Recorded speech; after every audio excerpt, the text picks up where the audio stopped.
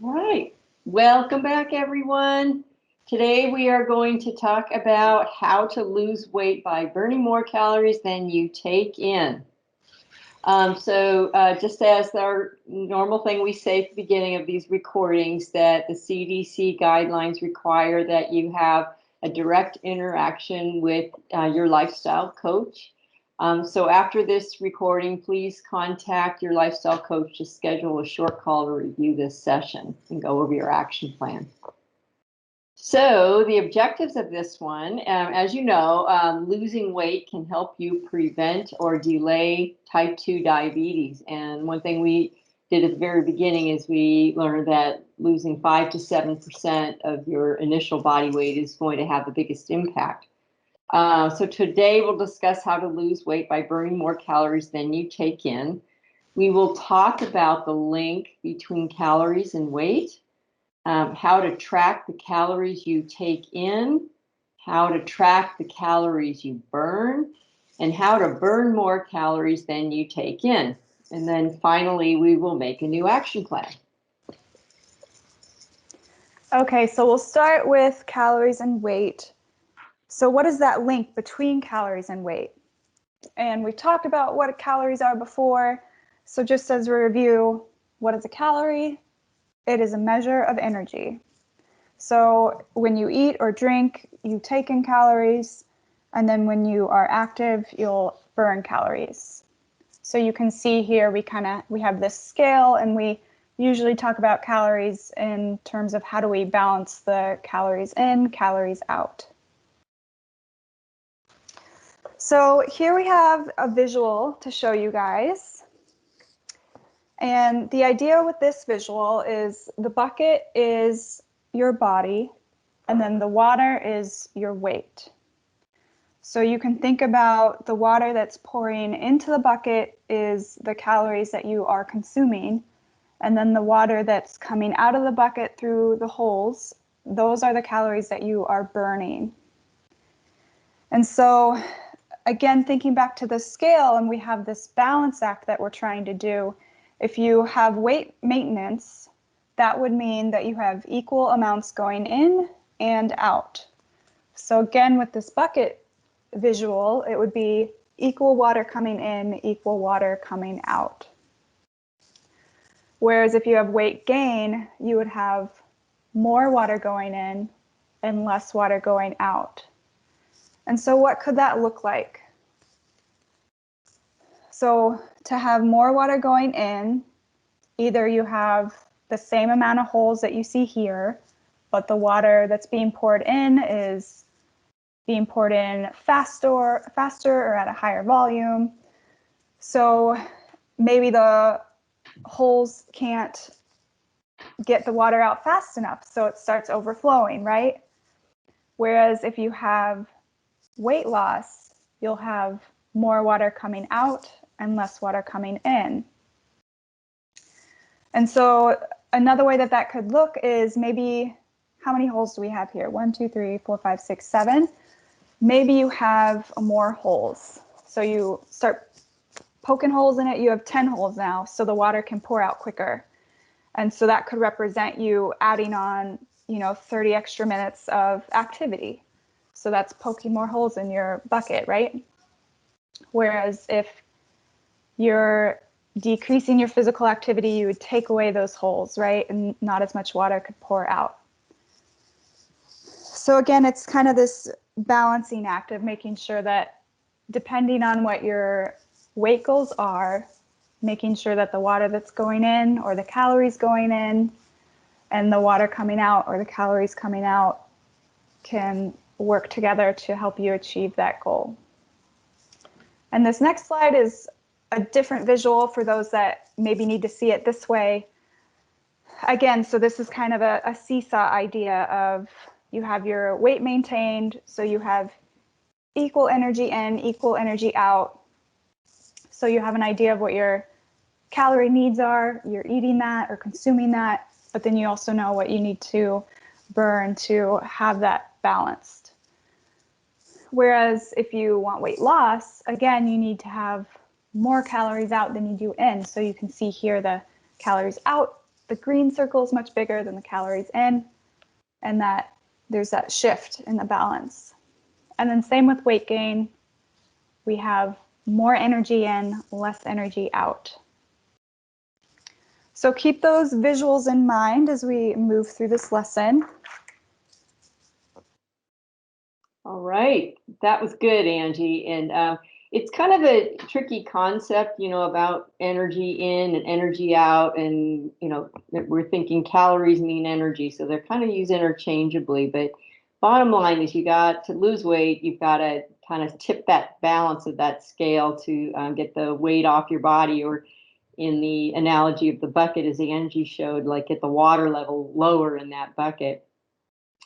All right, so let's go on to this next piece, which is how do I figure out my calorie needs? And this is the most important piece, because until you know what your calorie needs are, you don't know what you need to be consuming and what you need to be using through exercise to come up to that tipping scale that we were talking about.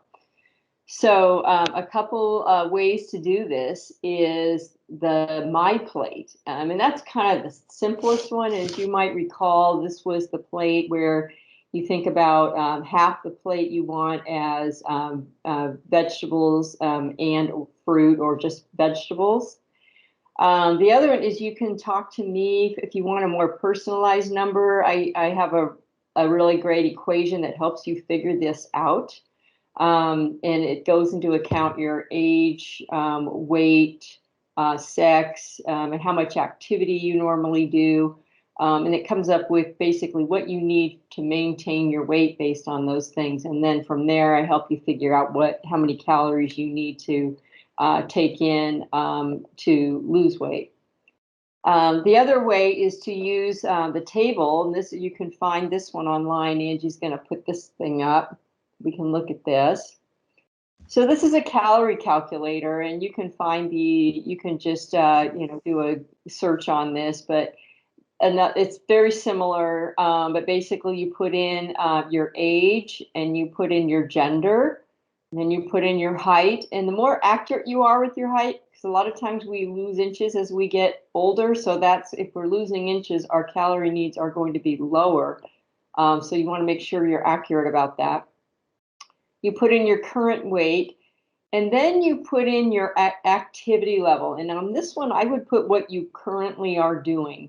And that's so that way you know where your starting point is. Based on the amount of activity you do now, this is how many calories you need to maintain your weight.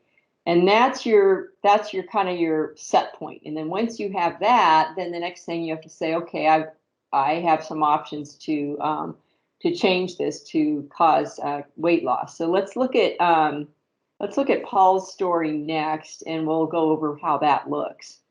So if you can open your participant guide and look at page 3 and 4, and I'll read part of this for you to get started.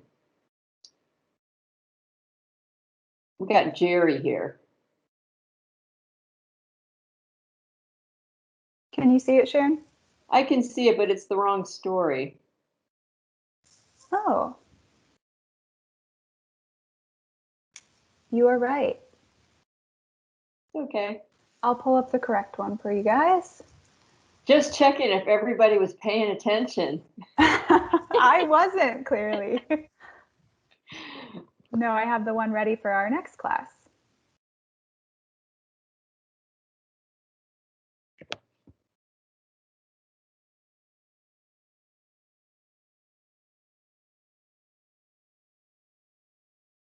Okay, now I have Paul, and I will share it with you guys.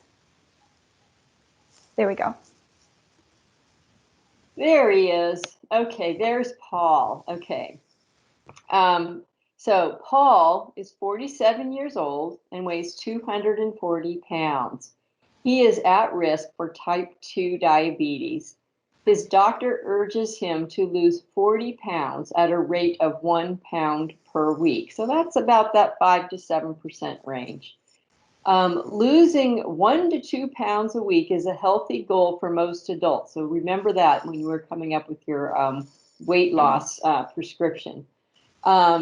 This gradual weight loss is the way to make lasting changes. So to lose 1 pound a week, Paul needs to burn 3,500 more calories than he takes in each week. That's 500 calories per day. So just to kind of go into that point a little bit, 3,500 calories is the same as 1 pound. So when you're taking away 3,500 calories, you're losing a pound. And of course, you can't do that in a day because nobody eats that much in a day typically. So you do this over a week. And 3,500 divided by 7 days a week, that's 500 calories per day.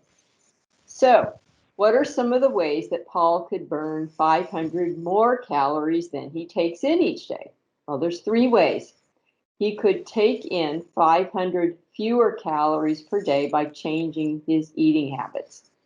He could burn 500 more calories per day by being more active. Or he could cut 500 per day through a mixture of eating and activity. So we figured out that Paul needs about 2,200 calories a day just to stay at his same weight. So let's say Paul used that calculator we had, and that's based on his current physical activity level. So if he cut 500 calories per day, that leaves him with 1,700 calories.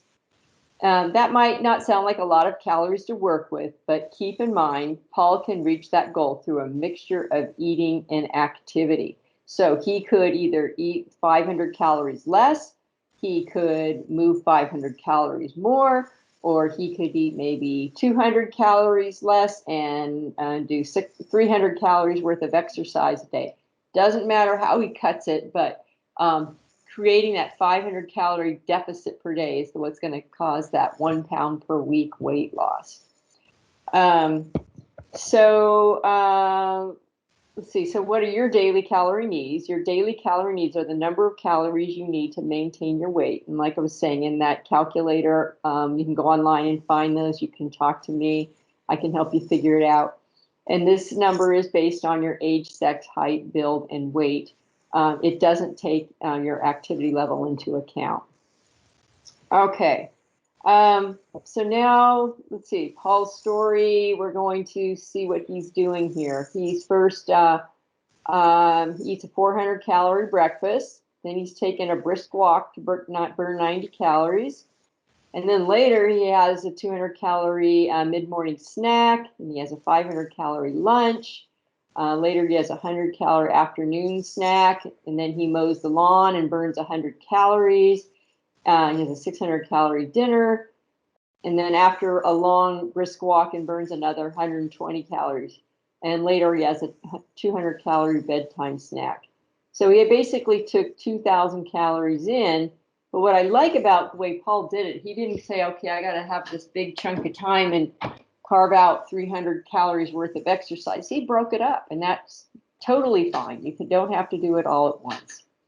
So to figure out Paul's actual calories, we start with the calories he takes in, so then we subtract the calories he burns. So he took in this example, 2,000 calories, and he burned 310. So he's very close to that 1,700 goal. So as long as he sticks with this plan, he's basically losing about 1 pound each week through a mixture of eating and activity, and he's halfway to lose his weight. Let's look at some other ways to eat fewer than fewer calories. So here we're showing some things at each meal what you can do. And these little changes, you think, oh my gosh, that can't really be that big of a deal, but these really add up. So in breakfast, he's basically changing the type of milk he's having on his cereal, or he's using, a cooking spray instead of butter to fry his eggs, or he's using a low-calorie margarine on his toast. And you look over there in the far right and you see, well, that's not that many calories, but these little things add up throughout the day to help you create that deficit that you're looking for. And you can see, we don't need to go through all the details, but lunch, he's just making some little changes here and there, and how that's totally changing the calories that he's saving throughout the day. And then dinner as well. So, he's really doing a very conscious effort. And again, if you don't want to do this calorie part, you could always go back to that healthy plate, which is 25% of your plate as your protein, no more than 25% as your starch, and then the rest with vegetables. And for some people, that simplifies it. You don't have to track the calories, because 9 times out of 10, you're going to be pretty good at getting to the calorie level you want, as long as you're not putting a lot of butter and oil on it too. All right. Now we're going to look at drinks and how they can make a difference. And one of my mottos is eat your calories, don't drink them. Because when we drink our calories, if you think about it, that liquid gets into our bloodstream very quickly. And unless we are working out, it's going to go very quickly towards your fat stores. So the less you can be drinking your calories, the better. So let's look what Paul has done here. So let's see. So instead of a latte, actually, these are just things in general. So instead of a latte made with whole milk, just make it with fat-free milk. Voila, you saved 140 calories. And having a regular soda and instead having a bottle of sparkling water, that's a huge saving, because there's no calories in water. Sweetened iced tea, getting rid of the sugar. Basically, you've got iced tea doesn't have any calories if it's just unsweetened, or you're just going to do water. And then the last one is a glass of ginger ale. So basically, any kind of soda is going to add calories. But if you like that sweet, what they're suggesting here is a sparkling water with just a splash of fruit juice to give it that sweetener. And that's only 30 calories, so that's not too bad. And here's some other drink options here. So you're looking here, this is a 20-ounce drink. So these are 20 ounces, that's like 2.5 cups. So that's a good size cup.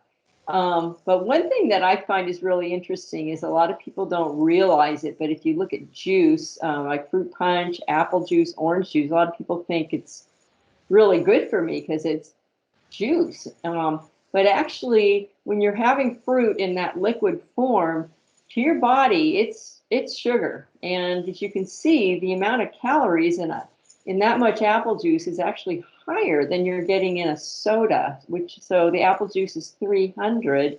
And if you look down, the regular cola, it's about the 7th one down, is 227.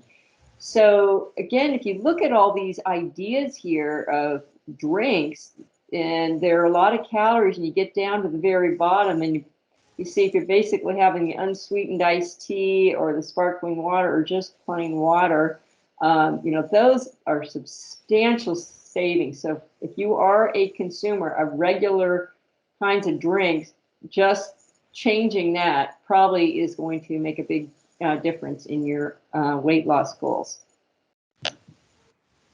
And then here's with milk. And so milk is another one. If you are consuming milk, and just so all the different types of milk, and obviously the more fat you're having in it, or you're adding chocolate and that adds the sugar component, you're getting a substantial difference in the number of calories. And then right below here, it says, about to lose 1 to 2 pounds per week, you need to cut roughly 500 calories per day to lose a pound a week. And then just cutting the calories in your drinks can help you reach that goal. So if that's something that you normally do, hands down, this is going to be the game changer for your weight loss. Okay, so more drink choices here. So basically, here's a way you can find out, and this is really important because, see on this nutrition facts label, they're saying the serving size is 8 ounces. But on a 20-ounce bottle of soda, that's 2.5 servings. And so they're giving you, it's 100 calories for 8 ounces. But if it's 2.5 servings, you basically, and you're having that whole can of soda or bottle of soda, you basically had 250 calories, not 100. So always check these nutrition facts labels and make sure that you're what you're drinking is the same as what they're saying, or you're making those adjustments. Calories on the go. So coffee drinks and smoothies, you know, they sound great. I mean, it's so fun to go through Starbucks and get the caramel macchiato and those things, but man, those calories add up. You know, they add, you know, every pump that they add of the macchiato or whatever the flavor they add, that's just added sugar and fat. And each one is basically a lot of calories. So again, ask for your drinks to be made with skim milk instead of whole milk, and order the smallest size, you know, not the really large ones. And then hold the flavors, skip the whip because that's going to give you a lot. And yeah, a plain cup of coffee with skim milk, yes, it's not as sexy as a big macchiato, but you know, it's the idea is you're having something that's kind of having something different. But when you're kind of focusing on things that are going to have less calories, it's going to be a game changer for you. Okay, so these are some other ideas. So basically things like when you're going to a smoothie place, always ask for the smallest size. It's going to be plenty. And then here's some more better drink choices, things that you could do. One thing that really is helpful is, you know, what I like here is they got a picture of it, is the pitcher of water, and putting things in it like lemon slices or mint or lime slices, whatever you want, but cucumber sometimes good. That gives it a little flavor, so you're more apt to drink it, because we like to tend to have drinks that have some flavor in them. All right. So let's look at Paul's second option. So that's basically just some real basic ways of how he can shave off those calories from what he's eating, food coming in. So let's see how we can add some calories that he's going to burn. So we talked about being more active. So one thing that he could do is just to be active for more time. He could go farther or faster. He can go up steeper hills. He can lift heavier weights. He can take more steps per day. And what I like that he did is he basically did a few times a day, just, you know, little snippets, and that all added up. So, and then again, he could do a combination of the two. You know, maybe he's going to walk those 3 times a day, and then he's also going to, you know, he's going to change what he's drinking, and change the amount of fat in the milk he's putting on his cereal. And that's sometimes a little easier. And also the other thing, that when you combine the two, in terms of the studies on weight loss, it's more sustainable in terms of weight loss.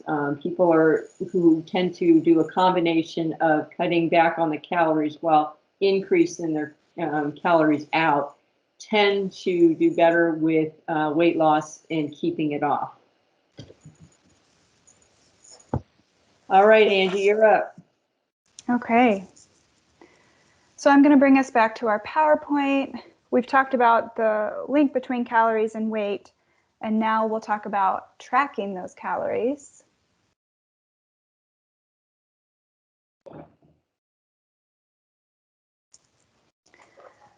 Okay, so to figure out how many calories you take in, you need to know these 2 things.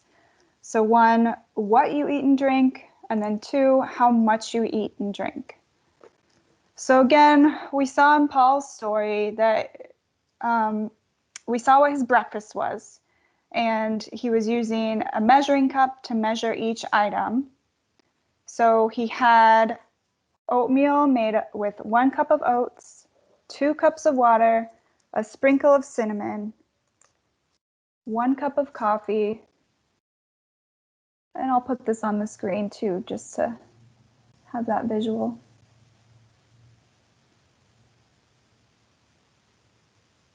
Or maybe we don't have it in here. Well, so we knew he had a 400 calorie breakfast. So he knew this from his measuring. And so again, he had the oatmeal, 1 cup of coffee, 1 cup of skim milk, which he divides between the oatmeal and the coffee. And so Paul knows all of those measurements. And that's how he was able to figure out that his breakfast has 400 calories. And you might be wondering, well, how would I know that? How does Paul know that? And so there are multiple resources out there to figure out how many calories are in the food that you're eating. And of course, maybe Paul looked at the nutrition label and he was able to see how much a serving size was and did measurements accordingly. But we also have plenty of resources online, and this is just one example of nutritiondata.self.com. So here you can put in any food imaginable and it will pop up and show you that food, maybe based on how you cooked it, if it was raw, etc. And you can choose the serving size that you used and it'll tell you how many calories were in that. And again, there are plenty of other options for this as well. There's MyFitnessPal is a popular one. I know Sharon has a list that she knows a lot of people have used and really enjoy.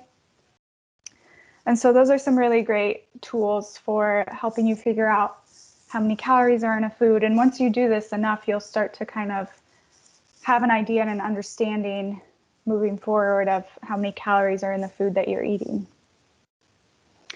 And so once you know that number, so Paul knows that his breakfast was 400 calories, what do you do with this number?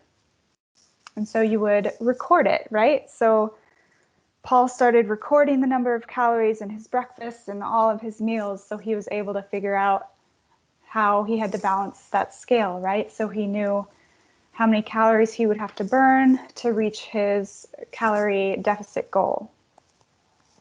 And so again, we've talked about different ways for recording. That could be on a smartphone or a computer app, a spiral notebook, a spreadsheet. You could do voice recording. And then we also have the food log, which I'll show you guys again.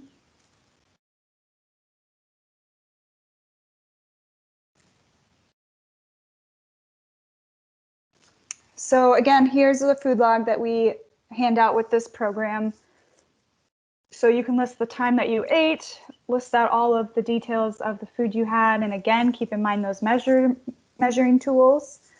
So those exact details are really important. And then if you are to the point where you're starting to track calories, you can start listing that here and adding it up. But again, this might not be the tool that works for everyone, but it is a really great option for you. And we keep coming back to the importance of tracking, and we harp on it a lot, but we really like to share this study just to really emphasize the importance of it. So we have this graph here that shows on the horizontal axis, you go from 1 week to 49 weeks. And then on the vertical axis, those are pounds gained or pounds lost. So we can see here that the highlighted line is for the group that was consistent with their tracking and obviously consistent with their balancing out their calories in, calories out. And so by the end of 49 weeks, they were able to achieve about a 10-pound weight loss.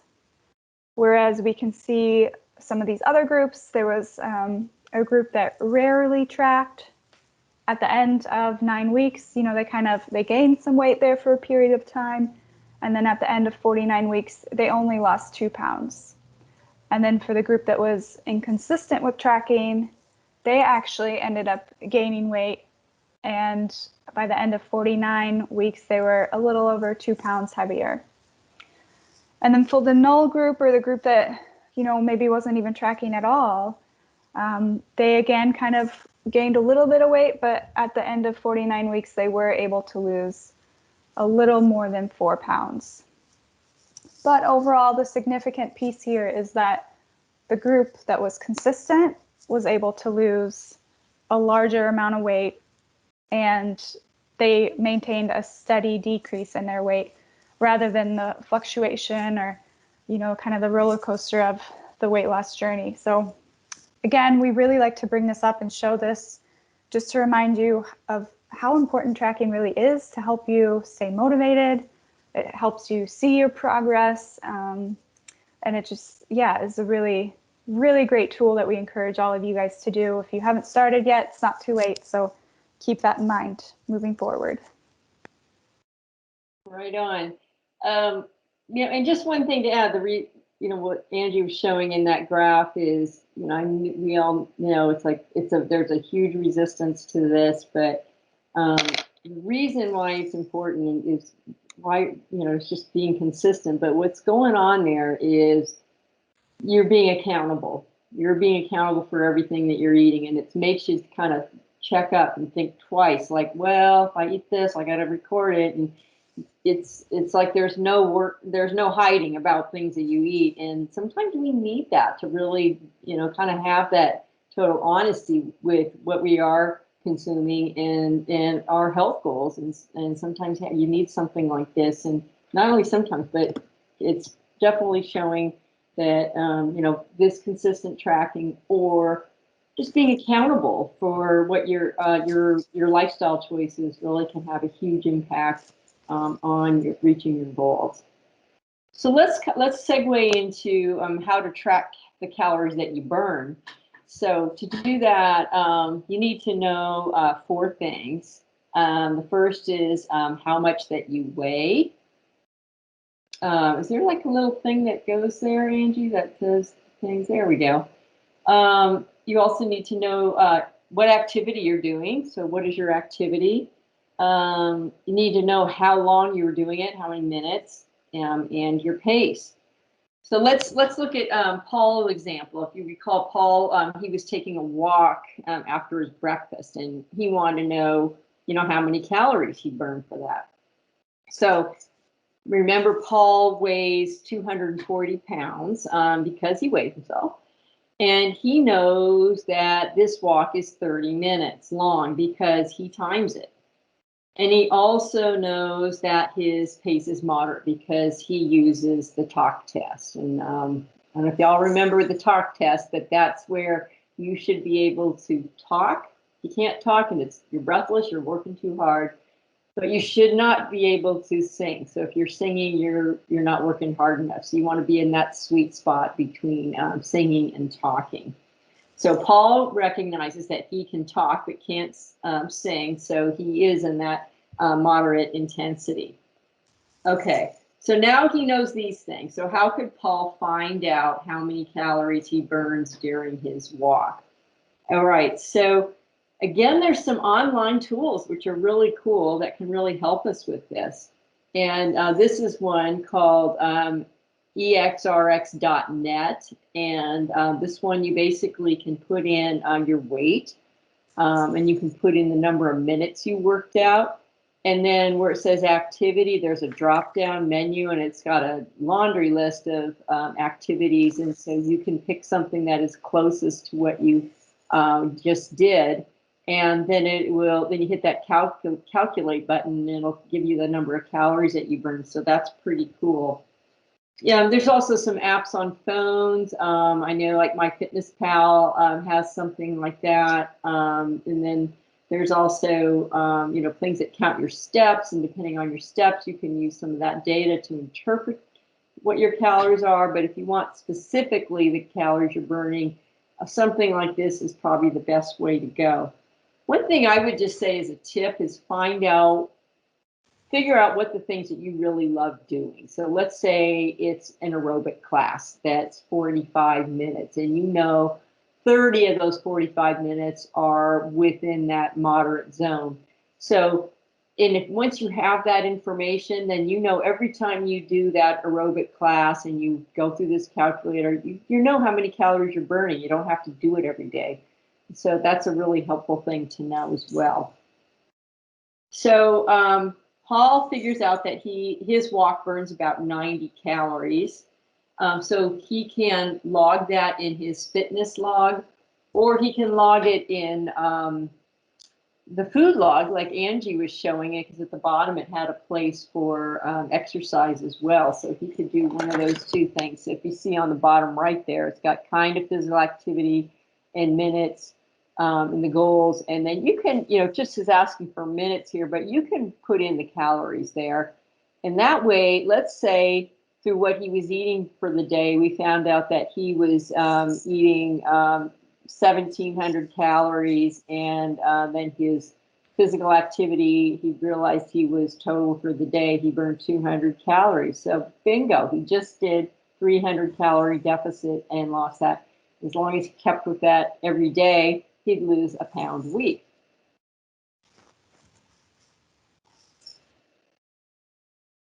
So the other thing just to keep in mind for you all is that you want to remember to track your minutes as this is showing, and then your goal is to get up to 150 minutes a week of that moderate intensity physical activity. So that's for our data collection.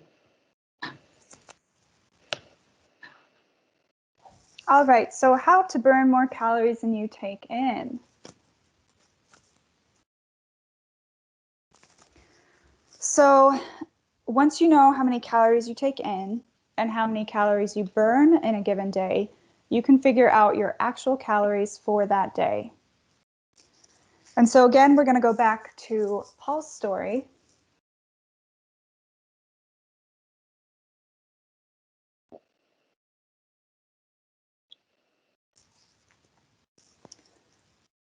So we can see here, I know we've already read through this a couple times, but remember that 1,700 calories per day is Paul's goal. And so again, once you figure out your goal, you'll be able to do the same kind of chart that Paul does here, where he can calculate all the calories he took in during the day and then balance that out with how many calories he needs to burn. So the important piece of this is, Sharon walked us through all of the different ways to either, if you're trying to lose a pound a week, trying to burn those 500 calories, is it all coming from taking in less calories, burning more calories, or a combination of those? And so that's really up to you. We see here that Paul did a combination, and that's what's working for him. So, and like Sharon said, that's probably going to be the most sustainable for people. So we really encourage you to try that as well.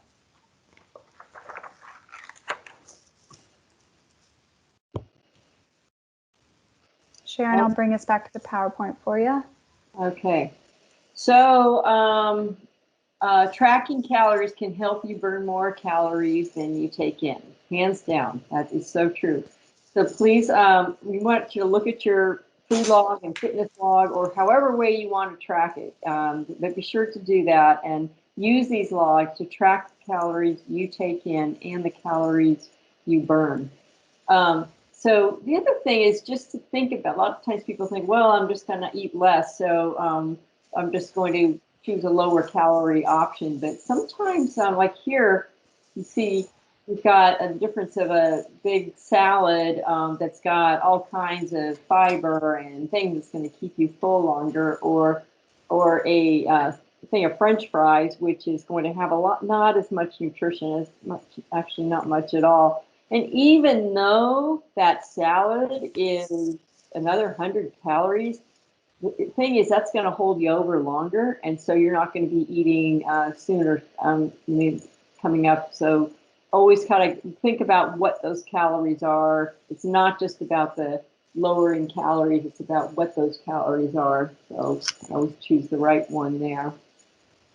And then the other thing is just also, it's easy to get discouraged when you're looking at the number on the scale and going, shoot, I'm doing all the right things, and it's just not, that scale's not budging.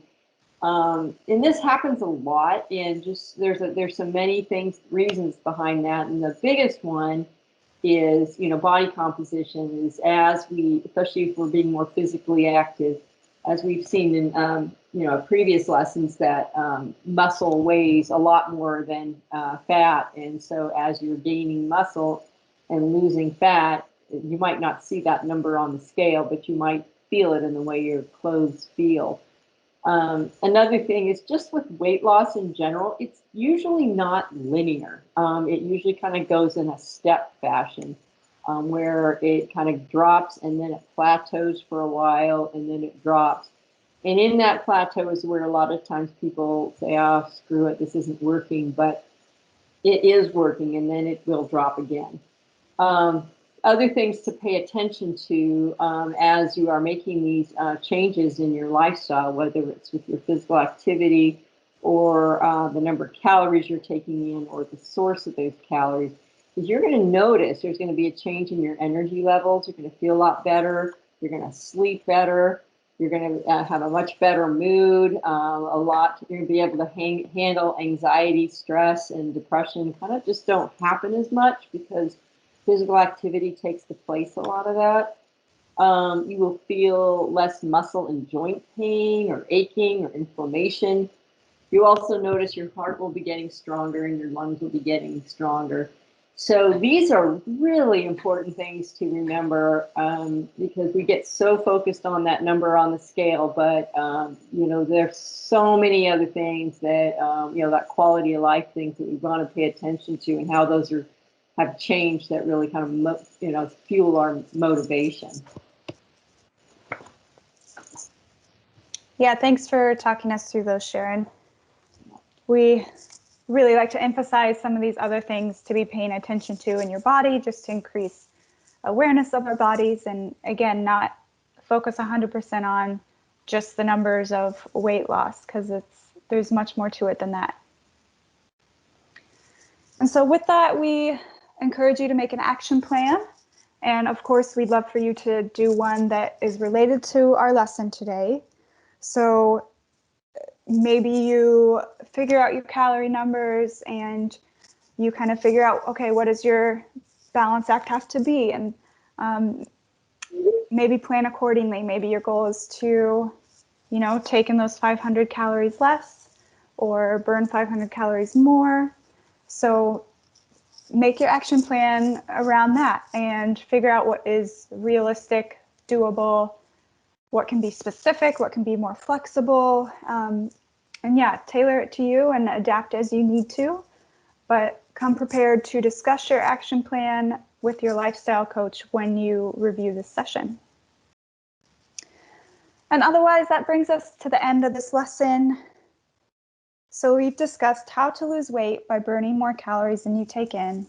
We talked about the link between calories and weight, how to track the calories you take in, how to track the calories you burn, and then how to burn more calories than you take in. So again, because this is a recording, you are required to have direct interaction with your lifestyle coach. So after you watch this recording and you write your action plan and you follow through with it, get in touch with your lifestyle coach to schedule just a short call to review the session and the lessons learned and your action plan and help you strategize moving forward. And with that, we are done and we will talk to you guys next time. Happy logging, you guys. I know this is recording, but do it anyway because it's going to make a huge difference for you. Bye.